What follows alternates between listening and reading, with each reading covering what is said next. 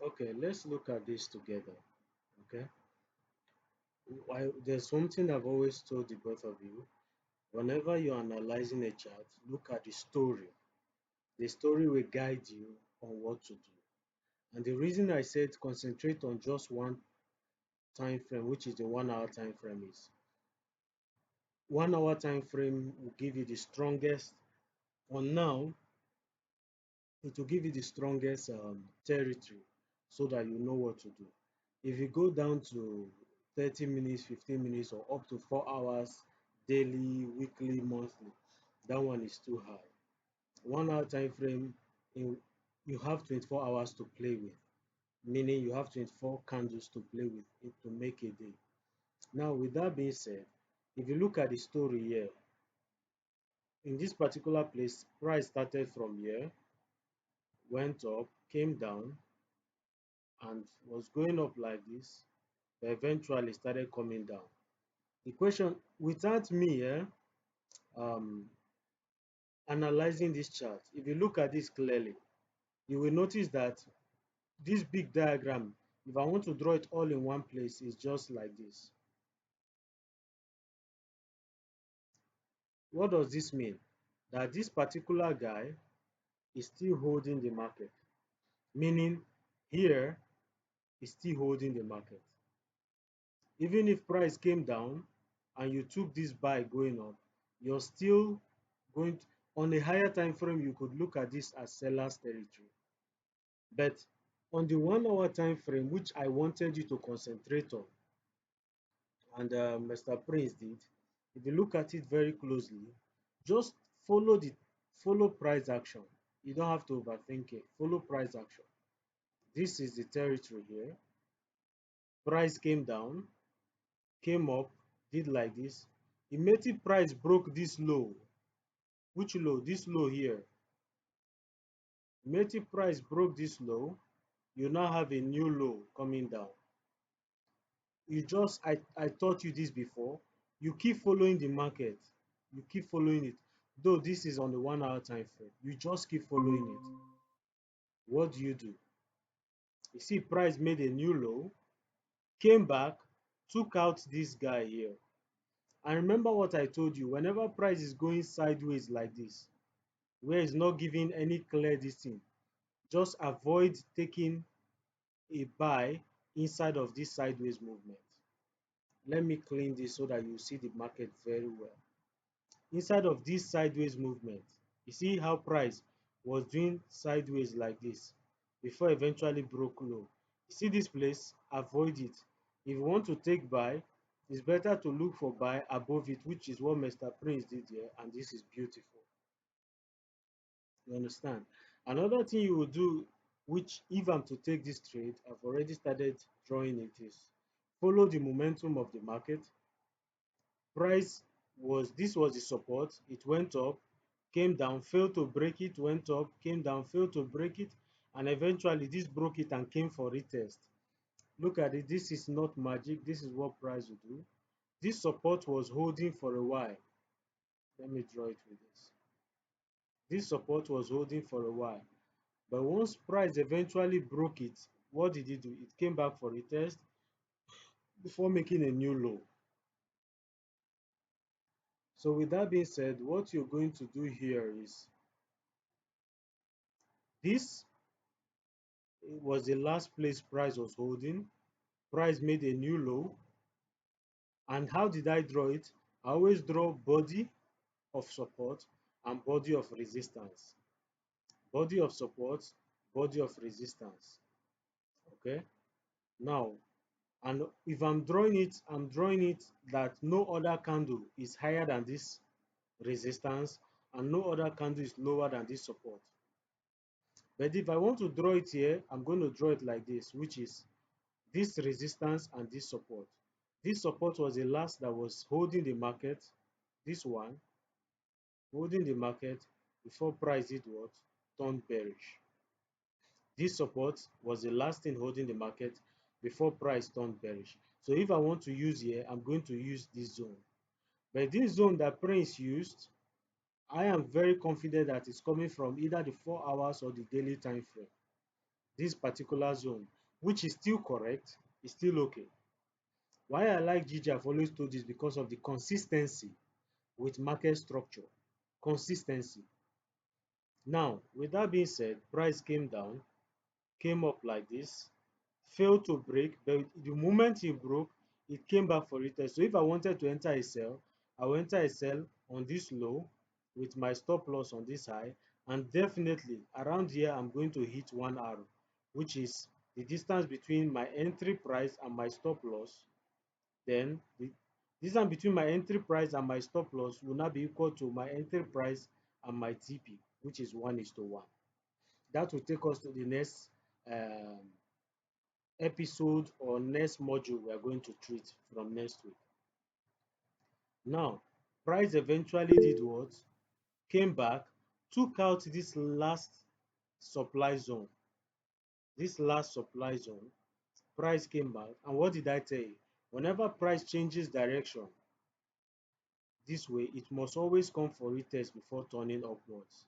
What did it do? It came for retest, eventually turned upwards. Now, this zone that the Prince drew here, I will still is still consistent with what I want you to draw. But look at, if you want to draw this, this is where you should be drawing the zone. Here. Why am I drawing it here? Now let me clean all of this so that you see the chart clearly.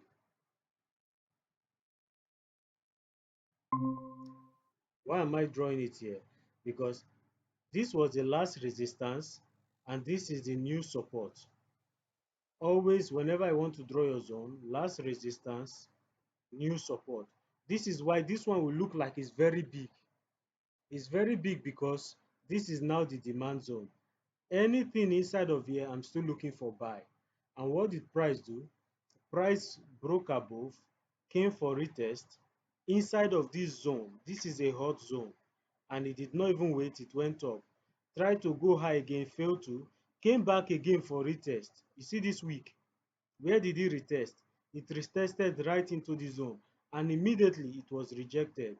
So if you want to enter your buy could have been above here with your stop loss here, or like what Mr. Prince did here is this high with your stop loss still here, which is consistent. Like I said, this is how I would have traded it. But then again, remember 1:1. Your first TP is 1:1. Then you leave runner going up. You leave runner. Okay, this is it. Look at what it says. Last buyer. This is supposed to be okay. This is supposed to be sellers. Buy order on the close of the bullish candle. Last seller. Okay. So if market is changing direction, what you ask yourself is, which was the last resistance? If let's say market is going down, if market is going down like this and eventually took this guy out, this is my last resistance. And where is my recent support? This is my recent support. So my zone is going to be from this high to this low. On the other hand, if market is in an uptrend and it turns, okay, where is my last support? This is my last support. This is the support I was taking out. Where is the resistance? This is the resistance. Where would the zone be? The zone will be from this last support to this resistance. Okay, if the market keeps making new low, this becomes old government, OG. The new government is now the guy that took this support out. And where is the guy coming from? This resistance. Again, I will now draw from this support to this resistance. If the market does another new low, which is new low like this is the support, this is the resistance.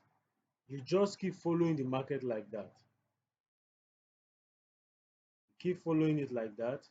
If the market now does the bullish way, which is turn this way, this is now the, if market turns bullish, what you're looking for is support, which is the guy that started the bullish momentum, not this one, because this is no longer new. This is the last resistance. This is the most recent support. If you're going bullish, you're looking at the last resistance and most recent support. The same thing applies here. Last resistance, most recent support. So the two of them counts, which is now, this will be large one, then this will now be the small ones that will keep following. The large one is always the first one, then the other ones that follow tend to be smaller. The same way here. You see, this first one is the large one. If I'm to draw it here, I'm going to draw like this, then like this, then like this, before market now turned in the opposite direction. If you don't understand this, watch this over and over again. It's very simple to follow. Okay, very simple to follow. So with that being said, I'm going to give this chart good because it followed the story, which is price coming down on this time frame. Price did sideways movement here.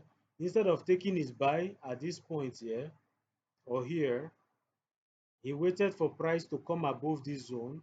So this is now a no trading range. And immediately price came above it, you see how strong it was moving. So his TP is supposed to be somewhere around here. If you measure this from here to here and from here to here would be 1:1. You would have taken out your 80% or 90%, and this would have been extra profit you would have gotten. And again, if you are like me and you want to enter another position, like what I taught you or what I'm teaching you now, price came back, went up. So this is now a zone. As soon as this bullish candle closed above this resistance, you take your buy here with your stop loss here, you're going to make another 1 arrow here. This is what is called stacking positions or adding on your positions. Now, what I do to be very careful is if I enter in this my first position with 1 arrow, my second position I'm going to enter with 0.5 or 0.75, which is either half or 3/4 of my position. I'm going to explain this further in the next week when I'll be teaching you a new module. So there's no need, how do I call it? To crack your brain or to rack your brain or just worry yourself. There's no need right now. I'm going to explain this. I think it's called racking of brain. Yeah. So with that being said, let's look at the next chart. So this is very good. I've explained this thoroughly. If you've not gotten the explanation, come back and watch it as many times as you want. But please don't say you didn't understand it because I've taken my time to explain it fully. That is it for this one. Let's move on to the next one.